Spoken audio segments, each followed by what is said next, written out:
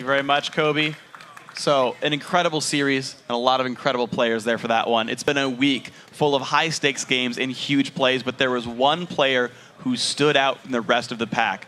Our MVP this week, Cloud9's High. Yeah, High's focus and roaming game were critical components in getting Cloud9 out to an early lead in these games. He had great plays on the block, Lulu, and Twisted Fate, and he really helped carry his team, and he is now riding an 18-game winning streak with them. He had 0 deaths in the finals, got 2 first bloods, and assisted in the other one. Even if High doesn't have the best CS at 10 minutes, he wins in other ways. He makes the calls for his team, he always knows where to go, and he makes the plays when it counts. He had a 34.5 KDA in the playoffs. Like, what the heck? That's ludicrously good. High absolutely stepped up. And it's so funny. I know Kobe brought it up, but the fact that, oh, you know, Cloud9's got the best team play, but not the best players. High was phenomenal. Depends how you value who the best player is at that time, because there's so many intangibles that don't just stand out in conventional stats, like the way High controls vision in the mid lane and the calls he makes for the team. Yeah. Very impressive. Absolutely impressive. So, for more now on the Spring Split champions, let's throw it down across the studio to Quickshot. Thank you very much, guys. I am happy to be joined by all of Cloud9. This is no longer the analyst desk. This is Cloud9's desk. And I think it is totally earned and totally deserved. Congratulations, LCS Spring Split champions for North America. 2nd title in a row. I want to throw a question to Meteors first. Unkilled in 3 games against Team Solo Mid. High grabbed the MVP title. He also went unkilled. Why was it so convincing that you beat TSM? Well, I think we played really well in this set. Basically, all of our practice leading up to this was really good practice, and we really, I guess, showed up today and played as well as I think we can, really. So when we play really well, we don't have to die. We had really good vision control, so we didn't get surprised by too many ganks. We didn't get super greedy. We just did what we had to do. Lemon, it seems as though Cloud9 anticipated what TSM was doing. It always felt you were 1 step ahead. Why is it you had such immaculate control? I think a lot of it comes down to the fact that we had so much CC and catch, and they really didn't have any at all. It gave us a big advantage in being able to just control the game throughout all of it. Well, it definitely showed. Congratulations once again. Sneaky, you performed phenomenally well. You always hear the adage about Cloud9 and how they don't have the best players, but you've got the best teamwork. I think that's bollocks, by the way. I think you guys are phenomenal. You in particular have held the #1 ranked spot in North America for so long. Transition more from the utility AD carries last year to now damages. You got a ton of kills this series. How have you done it? Was it a change in play style, or were you always able to do this? It was a lot in change of champions played, because before I was playing Sivir, Ashe, and just really supporty champions, but now I'm playing carry champions. Like Lucian is the biggest one. He's really good carrying. And then Corki, Graves, they all have insane kits for carrying. And I guess just playing a lot of solo queue and getting #1 spot. And actually, my Smurf is like number 25 now or something. I'm really getting up there. And it's just all the practice leading up to it has made me a bit better player. I want to say that I know Sneaky could always carry like this. Just in the past split, we really wanted him on kind of a more CC-oriented type carry.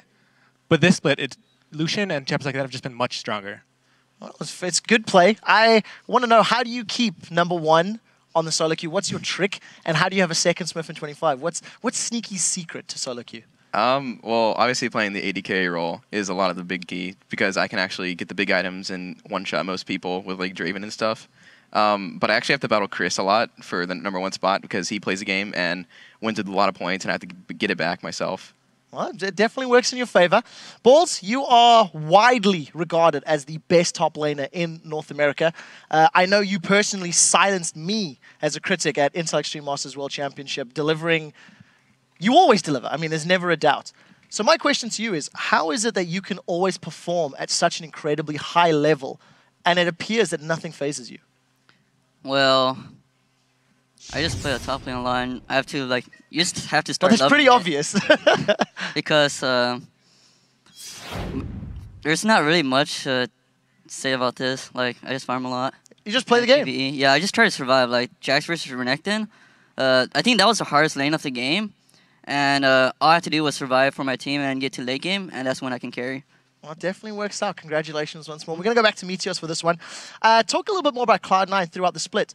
You guys were not the #1 team for the majority of this and only really grabbed the #1 seed coming into playoffs in the last 2 weeks. What was up? How come you weren't as dominant? I'm using this term quite loosely. Well, in the beginning of the split, we dropped more games than we normally do because the game changed a lot from our style last year, which was pretty much farming a lot, trying to scale into late game, not going for a ton of early aggressive plays.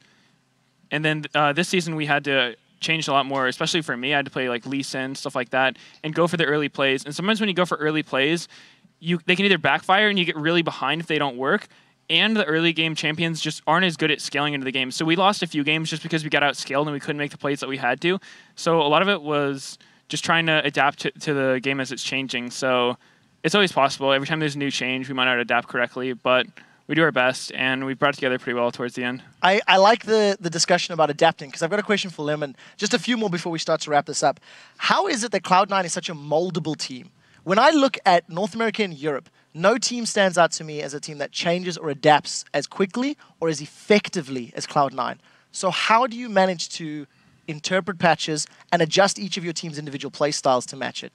Well, I think all of us do a good job of looking at the patch and kind of talking it through and figuring out what's going to be strong. And we're also not afraid of trying out things in scrims a lot. I also feel that more so than any other team, all of our players can really play almost any champion that comes and becomes popular and becomes the new meta. It definitely appears to be that way. So just as a closing question now, you guys have locked in your spot for Paris. So bonjour, omelette du fromage, baguette, and all that other stuff. So Sneaky, looking at All-Stars, how are you going to prepare for another international competition? You guys did incredibly well at Intel Extreme Masters World Championships. How do you replicate that success? Well, a big key going into IEM before was getting there really early and being able to practice and get used to the jet lag and stuff.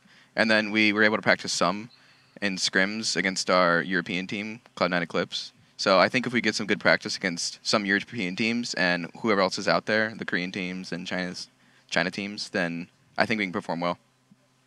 All right, well, I sincerely hope you guys do a great job. Congratulations once again, and I'm looking forward to seeing you at All-Stars. We are about to throw it back to Freak and Jat. So let's bring the MVP back in. Kobe and Saint have joined us to congratulate you all, the entire Cloud9 team, including Ona, as well as the analyst.